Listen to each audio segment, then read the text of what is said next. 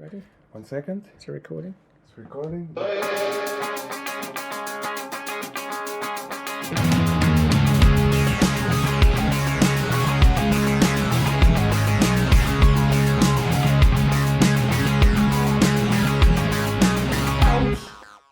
Good evening. It's Sunday, the 20th of September, the eve of the French Open finals. Very exciting time. Joining us, myself and David Redina, and we're going to be talking about the US Open. It's going to be a very short episode tonight because there's nothing interesting to discuss about the 2020 US Open. Did it, David? Nothing is important. Nothing of instance. Let's go home. The players got on very well with the umpires and the referees. So we're just going to read out the scores and then that's going to be it, really, isn't it? How was the US Open for you, David, in terms of overall atmosphere and compared to previous years, which were very different without COVID and with spectators? And comparing to the tournament previous, Cincinnati, which was also different from the US Open. I enjoyed Sin City. I did as well. I was glad that they put linesmen. That was a plus for me. I thought after the Cincinnati we were not going to have line judges for a while, but no. Yes. Looks like they are there, they are back, and it made a big difference to the tournament, didn't it, having line judges. Line judges bring the human element, and it was that human element which caused the main talking points of the US Open. US Open, one of them. We have to give credit to the winner as well. No spectators. Can't remember one famous player involved in the tournament, I can't remember who it was, said, look, this is a great chance. People will remember this as an iconic tournament. You won it when there were no spectators. That's memorable. So it is, and even hearing that, which is true, most players, when they are asked in the interviews about how they saw it, they always miss the fans. Like Schwartzman just said when he beat Nadal a couple of days ago, he said, "Oh, I would love to have beat Nadal in front of all the fans." Right, I didn't know that. He said that. That's very interesting, isn't it? So Novak Djokovic, I wonder if he's inspired by people watching him, because often when he gets on court, rightly or wrongly, I like Novak, he's the villain. Yes. Yeah, I wonder if that would have played to his advantage, having no one there. He kind of created his own atmosphere. A few times after he won points, he was like really cheering and saying, oh, this is such a great atmosphere. Yes. And at the end of the match, which I thought quite funny, I'm sure it annoyed a lot of people in the world, he would kind of kiss all four corners of the stadium and thank the non-existent crowd. Yes, it's definitely something I wouldn't do. I like the players that just, play and leave. It feels a bit too much, but anyway, it's who he is. And I actually like the comment. He was creating his own atmosphere. He was, wasn't All he? the matches had a bit of his. Until he got knocked out. Yes, here we go. I was mystified by who was allowed in the stadium, because there would be people there and you think, are you a coach? Mm-hmm. Are you the hairdresser? But it was nice to see other players watching the matches. I'd never noticed this before COVID. There's Zverev. It was quite nice to see players watching other matches live. I think they got given hospitality suites by the US Open organisers. Yes. Why do you think the other players were watching? Would you watch as a player, or would you watch on TV behind the scenes where there's no TV camera? Yes, these tournaments under the influence of the virus explained something to me that I never really understood perfectly, which was, I always wondered, why the hell do all these players that love playing tennis, love watching tennis, grew up watching tennis, why wouldn't they take the chance to go watch the great tennis players live? More often than not. Yeah. If I was a professional player, I would be watching live. And so I found out that I know why they don't do it. They don't want to be harassed by fans. Yes. And now they had the chance, and you saw them everywhere around the stadiums of the US Open, wasn't it? It was good to see, but can you see better on TV than you can see close up? Because, you've watched the World Tour finals at the O2 Arena. I've watched Wimbledon, but centre court from a vast distance from the court where players were little matchstick people. I've seen Wimbledon too on the outside courts where the players are close enough you could actually reach out and pick up the ball, which I thought was better.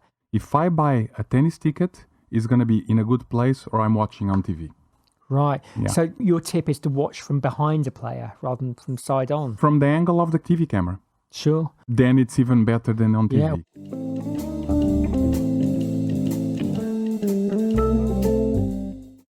roads lead to Djokovic. They do. With apologies to Thiem, the winner, and also to Osaka. I think that is the thing which dominates it. When I was watching it, I tuned in just after the incident, but I thought, this is like JFK being shot. Yeah. I have to let you know, tune in now. And were you amazed? Had you any idea when I WhatsApped you what would happen? No idea. So you did a great job. So to I recap, would never guess, ever. So to recap for people who haven't seen it already, for people who are 3 weeks behind or whatever, last 16, Djokovic, he was struggling against Busta. Yeah, maybe on course to win the first set in the last 16 match. And then Djokovic, as he's done before, we'll come on to that later, hit a line judge. And he wasn't aiming for her at all. But about 15 minutes, 20 minutes talking to the tournament referee. And then, as the rules state, disqualification. Yes. When you were watching it, what did you think would happen? Was it obvious to you that he would get disqualified? It wasn't. So now we have line judges, and they were not as many as they normally are, and still Djokovic managed to hit one in Which the is throat. unlucky. What if he'd missed? I know, nothing would have happened. It's one thing that immediately leads us to the rule change. I was shocked. First of all, it's definitely right. It was a good decision based on the rules. Yes. Djokovic knew what he could not do. And he did it. He got unlucky, and he deserved to be punished for it. But now, how severe the punishment is, that's the debatable question. So I think the severity has to be judged.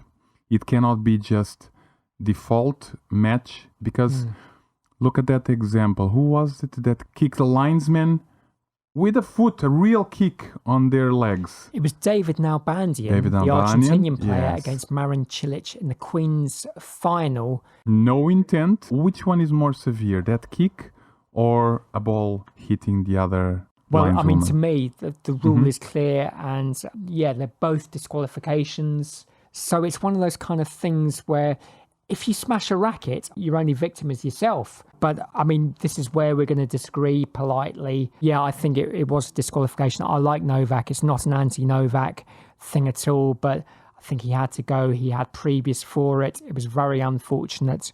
Your kind of suggestion is you have to examine the intent. How would you examine that? Examine the gravity of the injury, I think, because the intent is never there. It's really rare that a player attacks someone Yes. with intent to hurt. So I think that's almost out of the way. Of course, we can have a rule for that situation as well, and that's going to be more than a default. It's going to be But banned. the injury is down to luck. Yes. You throw your racket or you hit the ball, it could hurt someone really badly. I mean, I thought the line judge, God forgive me, to me on first viewings, it seems a gross overreaction.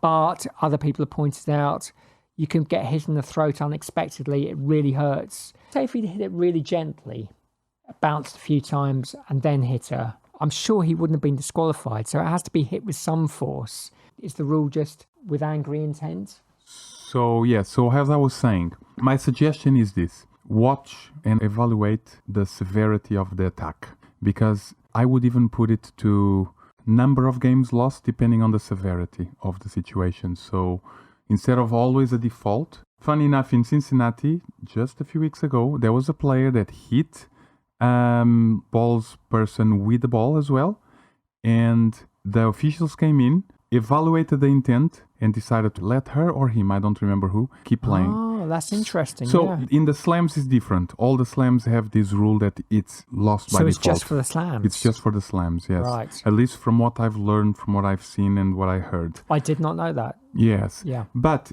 that doesn't take away that the rule is there, and it's the rule that had to be respected. So in this case, the lady, I think we can call her Angela, can't we? I think the name's out in the open now. She was put under medical care after she couldn't carry on with the match. I think she left, yes. Yeah. She was hurting. So under that, kind of, you're looking at the severity of the injury. That would be disqualification under the new rule, yeah? I would never disqualify unless there was a really bad result. For instance, I would remove number of games. Say if That's the it. line judge had to leave the court for medical attention, Yes. that would be enough for disqualification. Maybe. Yeah? It's difficult to judge. I think play it by number of games. What would you like to have seen in terms of the punishment under for your kind of Djokovic? rule change? A set or a... Maybe 6 games. Imagine it's 3-all. He would lose 3 and then plus 3 next set. Okay. It still gives a chance for the person to think about what they did, improve their behavior, and still try to come back at that game. Having said that, again... But the better the player, the more capable they are of escaping the punishment without it having a consequence. Yeah, great. It makes sense because we're still humans here, yes? Yeah. We're still people hurting people. It has nothing to do with our skills. It has to do with what we've done with our emotions. Could you have almost like, China and some Asian countries have a social credit system, whereas repeat offenders, which Djokovic is a bit, he has kind of got lucky in previous tournaments prior to that. Could you actually take that into consideration, previous bad character or good character, in terms of, okay, under your new system, he gets fined a set. He does it in the French Open again. It's like, sorry, that's the second tournament in the row. I love that improvement from what I'm suggesting. Can I just mention, while we're on the subject, I sent you a WhatsApp link last night, didn't I? Well, of a YouTube clip I came across just by random chance of a match about 3 years ago, I think it was. Ostapenko, who won the French Open about a year afterwards, facing a British lady called Naomi Brody. It was a crunch tiebreak. I think Brody had come back from 5-1 in the third set, and it was a tiebreak about 4-2. And then Brody won the point. She was playing well. She's probably going to win the match. Up 5-2, you never know. And Ostapenko, disappointed she'd lost the point, threw her racket. Now, unfortunately, the camera from about 3 or 4 angles did not show whether she hit a ball person or not. But Brody stormed to the net and said to the umpire, she hit the ball boy. That's disqualification. She should be disqualified. And the umpire was, no, what's going on? So the referee came on the court and Brody was in tears. She was actually crying. I've never seen anything like it. That is disqualification.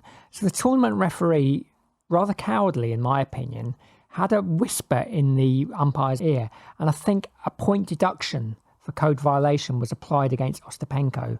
And then the tournament referee disappeared into the bowels of the stadium, leaving the umpire to get flack from Ostapenko. And Brody ended up winning the match, and the crowd seemed to be cheering for her.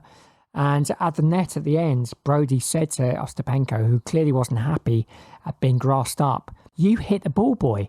But to me, Brody seemed more concerned with she wanted her opponent disqualified rather than is the ball boy okay. Brody said after the post-match interview that, it was great, the crowd were really on my side. But all the YouTube comments were, that's really bad, her grassing her up. And compare that with Djokovic against Buster, where Buster sat in his chair, kept out of the debate, was sympathetic to Djokovic after the match, seemed confused what was going on, wasn't in the umpire's ear or the referee's ear going, that's disqualification, I want this match. So it's worth watching. It's a moral dilemma. What did you think of that, David? Yeah, I've never seen anything like it. It felt like I was in a Twilight Zone episode. It was very strange. Because, like a dream. Yes, because I could not believe that at the end, the crowd was behind an attitude like that. That was one of the worst and most ugly moments I've ever seen on court. I cannot believe she even cried. Yeah, she did. To get what she wants. Yeah. I don't know what to say. A crowd can make a difference.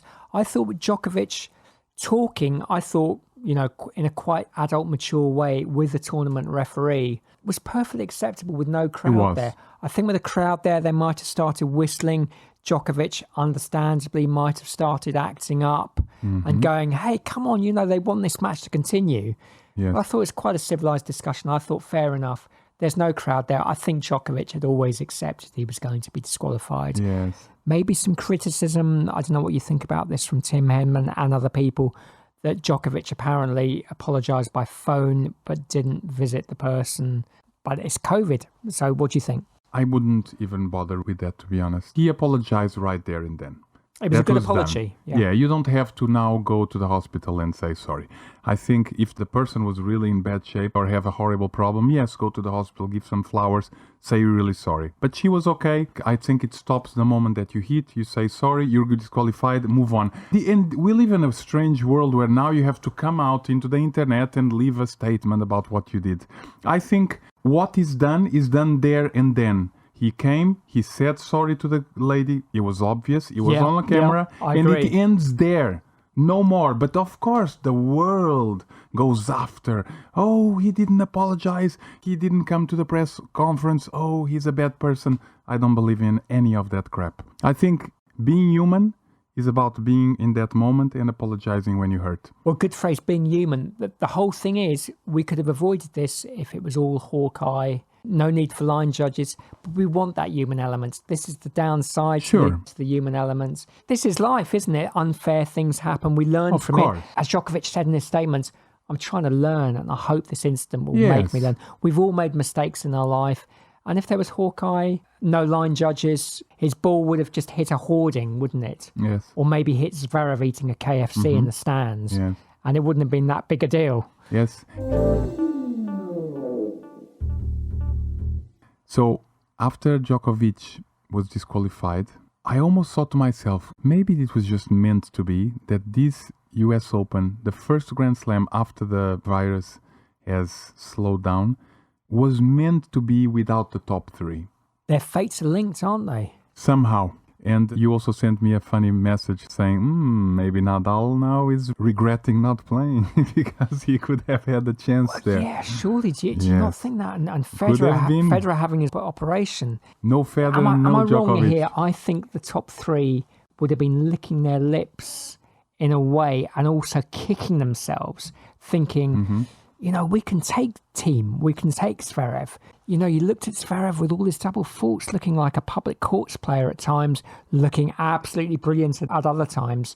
Federer with his consistency, Nadal grinding opponents into the dust, Djokovic as well. Surely they're going, okay, well, we could have won that. We'll let them have one, but, we could beat these guys. Yes, exactly. And it opened the door. Oh, what is going to happen now? Suddenly all the kids came out to play and they said, oh, now we have a chance. There was a few that had good responses like Medvedev and Thiem. They said, I'm not going to concentrate on that. This is still a Grand Slam. On the other hand, there was players saying, oh, now we have a chance. Oh, it's open. And it's funny how it changed the whole dynamic. Ever since that default, you could see in the eyes of every player left something sparkling, a And little extra. And that can provoke two different reactions in the human body. You can go, okay, they're out. I'm going to play out of my skin to win, or I'm so tense. This is my big opportunity. This opportunity might not come around again. And I think it was slightly more, this opportunity might not come around again, rather than I'm going to play out of my skin and concentrate kind of thing. Unfortunately, but do you know what? I think that was a great US Open. I think there were some great matches. Zverev, I can't believe him bluffing his way through those matches. I think he's one of those players like Murray who is better when you're facing him rather than watching him. All those double faults, but coming back from 2 sets down against Buster, amazing. Thiem injured against Medvedev, I think. He's just about got over the finishing line. I swear he was injured in the final too, though. He did say afterwards, in line with what Tim Henman said, it was nerves which made him limp around and act all tight. But yeah, how would you rate that US Open compared to other US Opens? If we stick to the men's final for the moment, you're a great fan of Medvedev, Nadal from the year before. How did this year's final compare with previous finals? Yes, I'll go even from the whole tournament into the final. I think Okay. it was very poor compared to what we've seen before. Quality. Yes. But excitement in terms of close matches? There was drama, and that's what gave us a really great US Open. It was different. It had a different vibe about it because of no crowd, because all the three were out. In the second week of the US Open, I felt, hey, we can do without the big three. We're going to have fun. These players are great. But then the semis, other than Medvedev versus Thiem, because those two guys... That was good. That was definitely a great match. Well done to both of them. The other semi-final and a few quarterfinals and the final was something This I've is on the men's side, never yeah. seen before. Yes, all talking men's side. I've never seen anything like it. I mean, Zverev at times was getting more first serves in than second serves. Yes. At the end, in the tie break, he served the slowest first serve in the whole tournament. He did some quite good fast second serves and got them in. But when he went for the slow second serves, he would double fault. Yes, Zverev is this player that when he is playing well, it's very difficult to beat him. He can beat anyone in the world. But then comes those waves where he loses all his confidence. At times, he feels like he couldn't beat anyone in the world. And that's when it leads to talking about the final. The final was very strange. It was the opposite of the finals of the top players that we've seen. There was more fear of losing the opportunity to win a Grand Slam than there was courage to go for your shots. And Thiem, because he had just a little bit extra courage, and then Zverev, that's what won him. Remember that those final matches where he hit some great passing shots down the line forehands? Fantastic. That needed balls. Fantastic, yeah. I think there was just a little extra courage with Thiem, and he won it. I would say it's one of the most memorable US Open finals or Grand Slam finals I've ever watched. That is not to say I enjoyed it. It was high quality. Yes, the drama. I enjoyed some of it, and sometimes I was watching through my fingers for both players. They both wanted it so bad. They're friends. Do you find, David, it's more difficult playing against a friend in a big tournament match? Surely, I think with a friend, you'll have a bit more rivalry.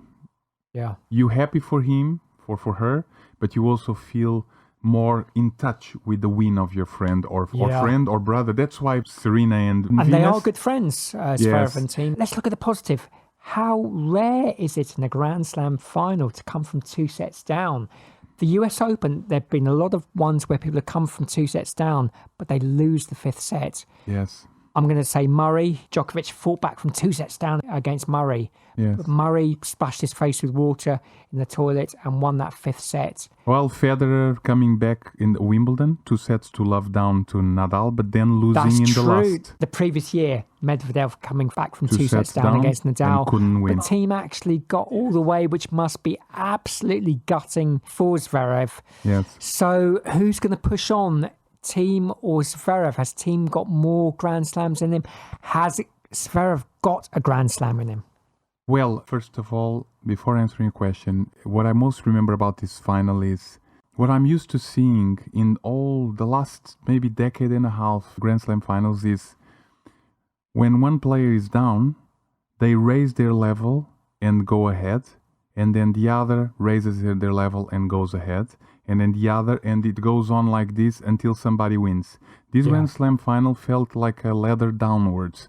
Whenever someone was on top, he became frail and weak psychologically, and the other one took advantage. So they weren't playing their best at the same time. And not only, they were not overlapping each other with greatness, they were underlapping each other's with weakness. So it felt like every time Thiem was ahead, double faults, misses, nervous. Of course, it's the first Grand Slam. Maybe that's what happens in the first Grand Slam. But I've been very used to players just playing better and better and better and better until the last point. That's not what happened this Grand Slam final. Okay, so what was that question that you asked me? Yeah, getting back to that question, because I'd be keen to know what you think. Yeah. Can Thiem go on to win more? Can he win lots more? And can Zverev break that duck? Yes, Zverev, I definitely believe that he's going to win a Grand Slam sooner or later. But Thiem, after winning one slam, I think it's like he said in his interview, after you win the first, you relax a bit. You know that you've won already. Yes. And there's a new belief inside you. So I don't think he's going to dominate the tennis, but I think he's going to win a few more. Hey, maybe this new French, who knows? He's 27, Thiem. Mm-hmm. How I see it, I don't know if you agree, David, is that I see him as a kind of Wawrinka. He's a late bloomer. I can see him winning 3. I feel more confident about Thiem's chances of winning more than I do about Zverev. I do wonder whether that was the golden opportunity. Thiem, I think, was a bit injured for that final. He was. Managed to get over the line. Zverev was 2 sets Impressive. up. I think Thiem can push on, but Thiem at the French Open, not this year, I don't think, but I think next year he'll come back. Zverev, I do worry. Yeah, I do wonder where his first Grand Slam is going to come from. Yes. Now, when you think about it, you're talking about Thiem being a late bloomer like Wawrinka. It's a problem because I keep wanting somebody to pop up from these new gens and even old gen now to break the Grand Slam records. But if you think about it, if you want to be the best ever and break the records of these 3 guys, You have to start early. You cannot start when you're 27. Well, yeah, we'd say Thiem is mid-gen, I think. Mid-gen. A middle-aged player. Yeah. He's worked so hard over the years. I would say with him and Dimitrov, my main criticism is they've almost played too many tournaments. They're always playing, you know. They're kind of enter more tournaments than the top three. They've got the hunger. You just think, are you pacing yourself for a Grand Slam? And we're not even putting into the mix other players like Medvedev, which is probably well, let's going mention those players now. Okay, we've mentioned Thiem and we've mentioned Zverev. But who else is challenging there for the big three? Who impressed you of the people coming up? I would say Shapas, as I call him, because I struggle to say the name. He's impressed me, and he's impressed me at Rome too. He's kind of overtaken Tsitsipas. I think Felix Aliassime, he's got youth on his side, and he had a few good results until he was found out. I can't remember who against. So those are the two I think might be up there. And, you know, Zverev might be looking over his shoulder at them. I think Thiem might be a class above them. What about yourself? Who else impressed you in the US Open, the kind of people coming through? We cannot forget there are other players out there that definitely have the ability to beat the best and win Grand Slams. So it's still very out in the open. Who knows if Wawrinka comes back and wins another one, because he's been quiet, hasn't he? Yeah. And then we have the top three there still. Then we have Medvedev. We have, and I agree with you, Shapovalov is definitely kind of stepping over Tsitsipas. I think so. I agree with that 100%. And Tsitsipas just lost in the early stages. Such a shame. I love Tsitsipas, yeah. Me too. Yeah. What happened? Do you notice how Tsitsipas lost in the US Open? 5-1 up, serving for the match. Yeah. And he loses. Against Busta. 5-1, it is worrying. Is he the new Zverev? I mean, yeah. Are they all the new Zverevs? Yeah. It's crazy. It's difficult to really know what the hell is going on. But I have hope that this US Open is the beginning of something, isn't it? And hopefully this leads other players to believe more. And I think the big winner, obvious cliche thing to say, is Thiem. I think he'll have that belief. Definitely, yeah.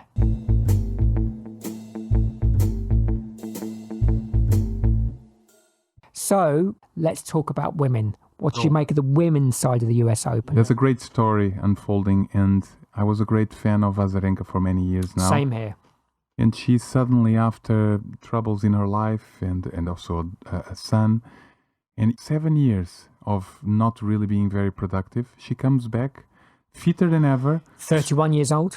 Stronger than ever, and she reaches the final of the US Open out of the blue, and she also won the previous tournament, Cincinnati. Did you think she was going to win the final of the US Open? Yes, of course. It was in her hands in a way, but then, something happened. Osaka is a powerful player, man. She has the power of Serena, but younger and faster. I agree with you. I thought Azarenka would win. I thought before the tournament that she was one of my favourites to win. I thought during the match she would win at one stage. She was on top. Unbelievable. She was on fire. But Osaka did to her what Azarenka did to Serena Williams in the semi-finals. Yes, which begs the question, is it good to be on fire too much in the beginning? Sometimes it can backfire. I worry when players win kind of warm-up tournaments to a Grand Slam. You have to get into the winning habit, and I can understand that, but I feel there's a certain amount of luck in life which people use up. I understand what you mean. And it doesn't carry over. Maybe it's my superstitious nature. It's a good statement, but that does not apply for Federer, Nadal and Djokovic. No. They make their own luck. Not come into does it. Not, I think Nadal's very superstitious, but I agree. And how many times did Nadal won all or almost all the clay court tournaments before winning the French? But enough about the men. The ladies was good. I mean, the two semi-finals were very good, weren't they? Jennifer Brady as well. I can't believe how good she was playing. Yeah, and the final, so fair play to them. Azarenka, let's compare her to Zverev and Thiem. She is a lady who has success across all the surfaces, across all the Grand Slams. She is the full package. She's reached the semi-final at least in all the Grand Slams, but she's still got the hunger. I think she's lost 3 US Open finals now. I know. So although she's 31... and she's got consistent success across them, she's only won 1 Grand Slam, hasn't she?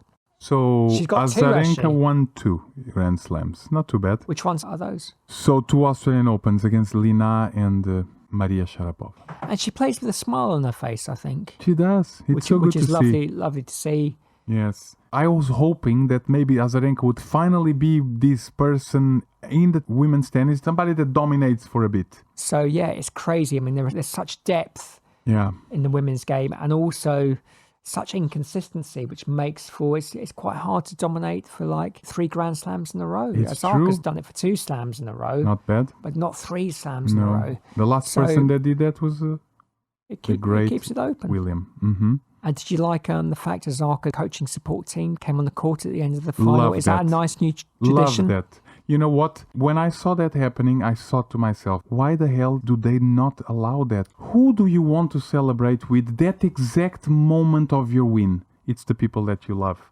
not a bunch of What, strangers. even more than the sponsors? Even more than the sponsors. My God, what are you saying? That's exactly it. It's like, I don't want to hug the sponsors. I You're want to not- hug you're not my... allowed to. Yes, that's why we see that iconic move. They climb the stairs and the Do you not like stands. that? Do you not like them climbing? And That's what we would lose, of if you were course. there watching, they'd have to climb on Yes. your shoulder, and you might Yes. have, you know. So might that's have a some- beautiful thing. We would Yeah. lose that. But then again, it was nice to see. Why don't the friends and family climb down to see the players rather than them climb up? Would that not be, Yes. especially if it's your granny or Yes. someone, it'd be a challenge. It'd be good It would be, exercise. yes. But yes, the parents, the coaches who just start jumping down and hugging the person that won. Parachutes. Exactly. So I would love that. Oh, and funny enough, they made them use masks. Ah, yes, yeah. But Yeah, they're quite all right. part of the same household. Yeah, that's true. Yeah, That's thumbs up too. yeah. What did you think? Did you like that? They came down to celebrate. Do you know what, David? I like the tradition of them climbing Climbing up. over strangers, but Yeah, obviously we yeah. didn't have that because of no crowd. True. But I do kind of quite like it's the interaction. This top player earning $3 million a year has to climb on his shoulders. Yes. I do quite I like that too. It's definitely good. So it's good. Osaka, she withdrew from the French Open. It's not her best tournament, the French Open. She's still only 22, about to turn 23. Oh my so she's God. kind of Zverev age. It's Yes. that kind of age you think, okay, you're great. You've won these tournaments. Amazing. She's won, 3 Grand Slams now. It's ticking on a bit. You think if you're going to win this tournament, you need to start kind of early. I mean, Lendl's really struggled at Wimbledon, but he carried on playing there from the age of 19. Just think, if you're missing these, are you that bothered about winning it? Does Osaka want to win the French Open? I don't know. I think Osaka has the potential to dominate the world, to be honest. She only loses when she is not feeling confident.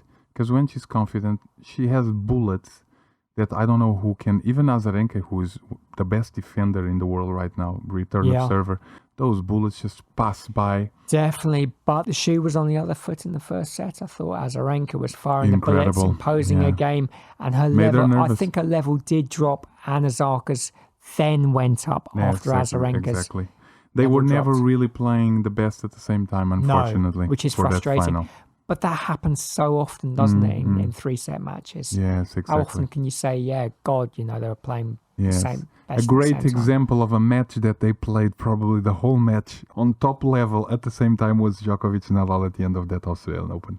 It was 6 hours of major tennis. Yes. I think that's probably the match that had Incredible, most yeah. of that. Anyway, so one little casual comment about this US Open. I think, especially in the men's, it has been the worst clothing I've ever seen in tennis players. I love this debate because it is important. We've talked about the trivial stuff, and now we're on to the serious most stuff. important Who are you part. thinking of? Literally everyone. The only person that dressed cool was Medvedev, and still he had some shoes that didn't fit at all the rest of the awesome outfit he had, so he ruined everything. I didn't see one player well dressed. The only player that really dressed kind of like fine was Serena, because she was all pink. Okay, fine. It's not my favorite color, but she had a team there, yes? Some Whereas- coordination. Coordination, thank you. Everybody else just...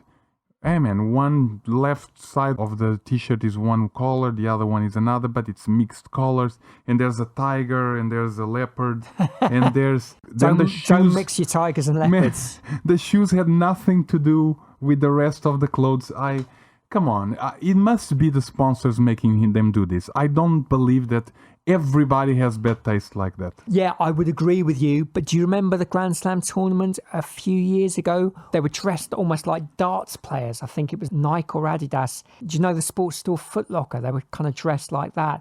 It was kind of red vertical stripes Yes. going down, which looked absolutely awful. And so what's so disappointing about tennis is so often the players are wearing identical kind of clothing. is. Shappers, who I thought wore an awful costume, far too baggy, the worst part of the 80s.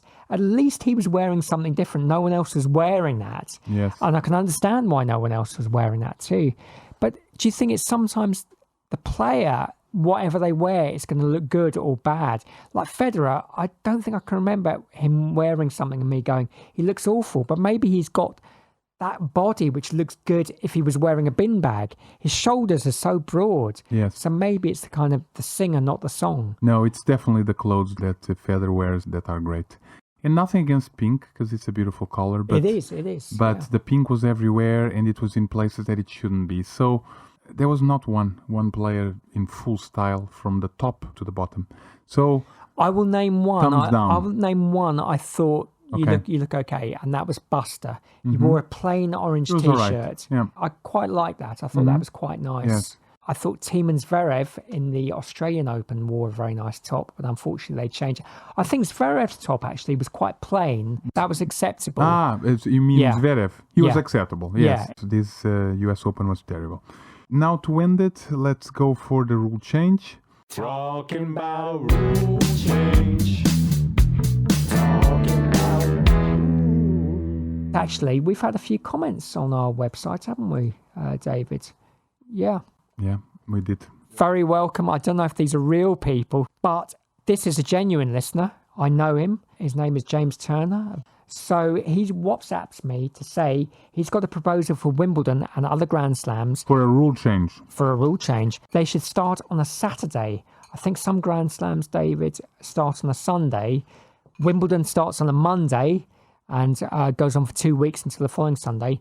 But James Turner of Milner Road says they should start on a Saturday and have a rest day on a Thursday, play through the middle weekend. So Wimbledon very rarely plays on a Sunday unless there's a backlog. But James is saying they should play on the Sunday. And have a second rest day on the second Wednesday. Finals on the second Saturday and Sunday. So that means 16-day Grand Slams. More leeway in case of delays and better for TV viewers who at the moment sit down at the weekend after a hard week's work and find that tennis is taking a break at the very time they can watch it. Are you in favour of James's suggestion, David, or not? Before I answer, what about you? Because this is the rule change that you're bringing in. What do you think? I'm a big believer in tradition. When I was growing up, you used to have the ladies' final at Wimbledon on a Friday afternoon when most people were at work, and you would have the men's final on a Saturday, which I quite liked, but they switched it to the ladies' final on a Saturday, the men's final on a Sunday. I don't think that's a bad thing at all. But getting back to James's suggestion, I think it'd be quite nice, say, for Wimbledon to start on a Sunday, but just have the defending champion playing their match on a Sunday and maybe the runner-up playing their match. And same with the women's. So you'd have 4 matches on centre court, kicking off the whole proceedings, and then the whole thing ending on the third Sunday, so making it a 15-day Grand Slam. And I wouldn't have a rest day at all. I don't think there's any reason to have a rest day when no players play. Keep some matches going. I wouldn't have a ladies' day either. I don't think you should have a day where it's exclusively men's, exclusively women's. What about you? That's normally the semis, isn't it? Yeah. So the semis of ladies is normally on a Thursday, then on a Friday it's men's, or Fridays and then Saturdays. Yes. So I like the idea because the tennis can be put anywhere they like. They don't have jobs from 9 to 5, the tennis players. Yeah. So first point is, yes, they should do that because then on the weekends we can watch tennis. People Definitely. that have finally space. But then having said that, it has to have a structure that allows for the finals to be Saturday and Sunday because that's just a great tradition. Would and you it makes always have sense. the men's match as the final match of the tournament, or would you have... Yes, best for the last. Not that that means that that's always the case. But the longest, maybe. It tends to be the longest Yeah. and tends to be the fastest tennis, the more spectacular, even though I love women's tennis. As long as Sunday is the men's final and Saturday is the women's final, they can definitely start on a Saturday instead of a Monday. The only question for you, if that is done to the Grand Slams, let's not forget that's going to move all the other tournaments for 12 months, because then they will always need to end earlier. So there are tournaments that end on a Sunday and slams start on a Monday. That would mean that the finals for all the other tournaments would have to be on a Friday instead of a Sunday. So then the Grand Slam that started afterwards would be, and that I think would be the problem for doing what the suggestion that your friend is coming up with. Often, though, these pre-Grand Slam tournaments are a week before the Grand Slam But starts. there are tournaments that Yeah. are not. What's the Grand Slam that starts right after the tournament? I can only think of, like, say, Wimbledon, where Queens and That's- the Halle are a week before There you Wimbledon go. starts. That's the one. So that would invalidate things because nobody wants a Halle final on Friday. No, but I think Halle takes place a week before Wimbledon, so So there's no wouldn't problem? affect it. No, So no this problem. means that... But this year with Rome and the French Open, but that Only might be because an of the virus. exception. Yeah, I think so. So there's no Grand Slams. They don't affect any other tournaments. There's always a week. Eastbourne with Wimbledon, because that is the Sunday before Wimbledon starts. I So think. then my point is valid Yeah. then. But the top men players tend to No, I'm avoid, talking yeah. about anyone that participates. Yeah, So there are players that play at Eastbourne that also qualify for Wimbledon. yeah. So yes, so that's a problem. So, are you going to vote for James' suggestion in general to start on a Saturday? If you can, yes or no? What do you I think? would say for the Grand Slams that don't affect previous tournaments, yes. Yeah, good answer. For Grand Slams that affect tournaments previous, no. Okay, I will qualify James's suggestion with an amendment. I think start on a Sunday, Okay. but just have a few matches to keep that Sunday special as a curtain raiser, Yeah. rather than a normal day. Agreed. Although then the finalist of Eastbourne, if they qualify to Wimbledon, will have a problem because they'll play on Sunday and then they'll play maybe on that Sunday as well. I will have to think about that. Yes. I will talk to the Eastbourne organisers. Yes. So before it it's says that. so final at 10 a.m., win the final, and then jump into the Wimbledon's courts and play at 4 p.m. or 5 p.m. the first round of Wimbledon. I think with Eastbourne, probably have to say to Eastbourne, I'm sorry, this Sorry, rule guys. change is going through. Yes, you have go to play on a backwards. Saturday, maybe Yes. give your top players a bye, kind of. So Do the two finals. Do the women's final on Saturday after, and then comes the men's final. there is always that option. There's always that So option. It's would- two matches yeah, in one day. yeah. It's like a bonus. Yeah. Yeah. So we welcome these suggestions from viewers on rule changes that you'd Yes. like to see implemented. Just comment on YouTube or any other kind of reputable places where we deposit unforced errors. Yes, or don't comment at all and leave us alone. Definitely. Whether you're Russian, whether you wear next to no clothing or anything, you're welcome to leave comments or not leave them. Exactly. Get As long out as of you're here. real. Get out of here. Here's my rule change. My rule change is, Let's hear it. and it's a political one. Literally, fuck press conferences being obligatory. My God, I forgot about this. How could Yes, I- how honestly, could to hell with that crap. I- So where does Now, this come here's from? the What's the example. background, David? Yes, here's the example. Thank you. Imagine I have an office job and I work from 9 to 5, isn't it? Didn't you tell me that, Jim? Yeah, I think I you can- were I can you were the imagine one that that. told me that in a message. Yeah. So Jim told me in a message. It was you, wasn't it? It was, you. yeah. Great. So was I'm, that Jim. I'm going to give Jim all the credit for this because this was really well put. So I have a job from 9 to 5. And at the end of a bad day of work, I have to sit in front of a bunch of assholes and answer why the We'll censor that my out. bad day, yes, my bad day was bad. And if I don't, my boss is going to remove part of my salary. Yes. Now, is that right? I know this is entertainment, but I'm sorry, it's wrong. Well, the background to this is, of course, one of many examples is Djokovic after his disqualification in the US Open last 16. He paid Exactly. a fine, I can't remember how much it was, for not attending the press conference.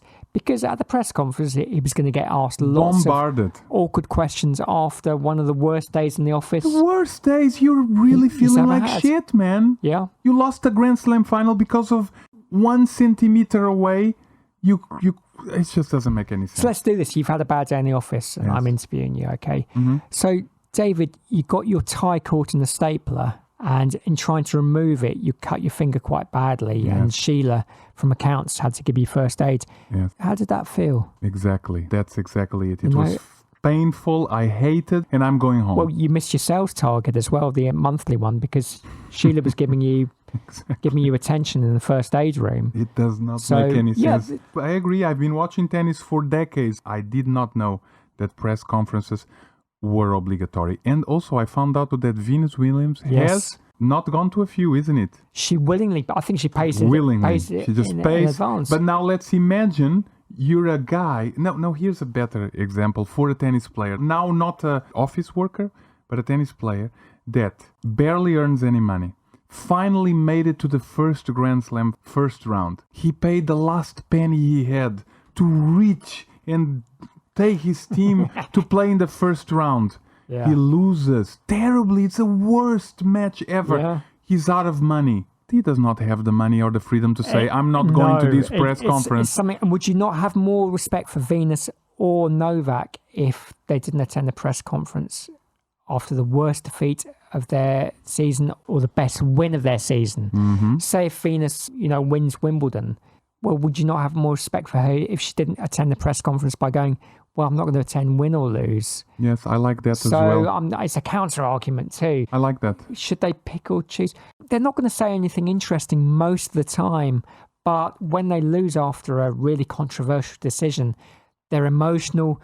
They are going to say something interesting. They're going to get into an argument with a reporter. Yes. And sometimes it's very they tricky, yeah. And sometimes emotionally affected, they will say things that they regret later. And now they record it all over the world, and now people are going to remember you for what you said. What I would like is, I think these press conferences after matches, and especially before, is this a new trend, the US Open? They come out in their face masks. And how are you going to play? Yeah, tell us what tactics you're going to use against was even Medvedev. worse. Yeah, fine. I don't know you from my Adam, God. but I'm going What's to your- I'm going to play it short to his backhand Yes. and hope that his coach What the hell? hasn't got an earpiece. I'm going to give away. You're not going to say anything interesting. I don't want to know. That was weird.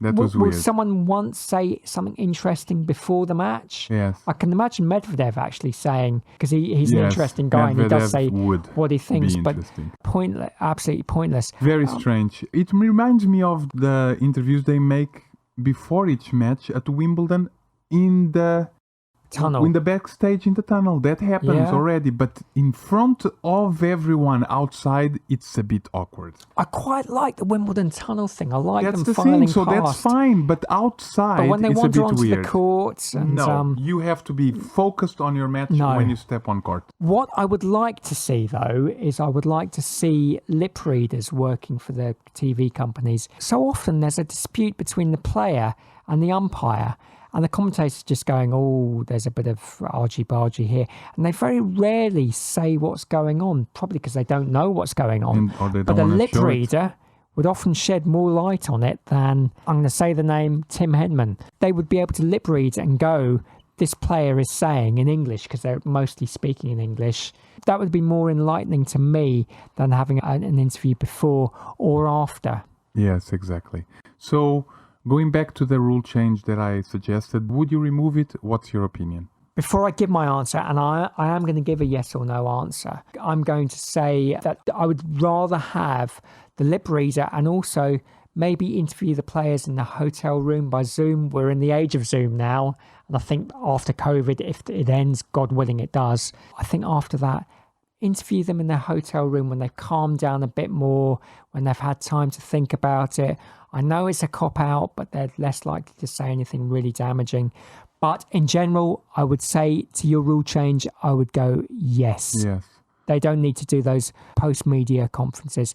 They can still tweet Yes. if they feel strongly about it, Yeah. and that's up to them. If they've still got that head of steam, they want to go, I think Zverev cheated. That's up Yes. to them, but don't stick a microphone in front of It's strange. their nose after a match. Rule change accepted. Thank you. I counter myself just with one thing, which is the drama of those press interviews bring a bit more to the movie we watch of tennis outside the tennis courts. But then having said that, you are a tennis player, you are not a person that needs to go in front of the world and tell what are your feelings. So tennis sticks to the tennis courts, and the rest, Let your racket do the talking. let the racket do the talking. Thank you. Now, final question before we say goodbye. Comparing to all the slams you've watched until today, how much do you rate this one from 0 to 10? Well, my favourite ever Grand Slam that I've ever You- watched we was the have some 2001 2001. Wimbledon finals, the year that Goran Ivanisevic won. That was the most memorable. Some Who absolutely did he beat in the end? great matches. He beat Pat Rafter in the final. Okay, so that He- was your favorite Grand He Slam beat of all Tim time? Henman. So for me, that's a 10. Okay, so that's the scale that we're That's what I working wanted on. to hear, yes. With this US Open final, I would say this is a 7. 7, Very high up, okay. higher than most Grand Slams I've watched. I would say top 10. Because of the drama, the difference, because of a new world we're living in, is that why you're Ask me in giving a it year's 7? time, but I think that, God willing, COVID will be over. Spectators are going to be allowed back. Yeah. I think the French Open might have a capacity of 5,000. So it's going to be memorable in terms of what Grand Slam can you watch, which was a bit like a game you played on the public courts. Yes. But I also think for the excitement, if not the quality, watching a Grand Slam men's final where neither of them have won a Grand Slam before. Yes. So really exciting, and some great women's matches too in the semis and in the final, the excitement. Yeah, I would say 7, which is high. What about you? Yes, 7 is great. I'm almost going to 7.5 because Azarenka reached the final. If she had won, I would almost give her 8.5. You've but, changed my mind. I'm going to go for 7.6 now. But yes, 7 is a good one. And to end it, kudos to Thiem. Well done. He played well the whole damn tournament. He was injured and he still won the final. And he was definitely a deserving tournament winner. And Osaka, even though I was supporting Azarenka, good on her. Congratulations. She is a powerhouse. Definitely. Both comebacks. We like to see a comeback in tennis. It gives us all As hope. well. When we get easily beaten in the first set, Yes. we can come back. Tennis is one of those games one of which those. has comebacks built into it. And we'll be back, won't we? We will in a month's time. A month's Thank you. time. I can't wait. Me God neither. bless. Thank you for coming. See you Thiem. soon. Bye.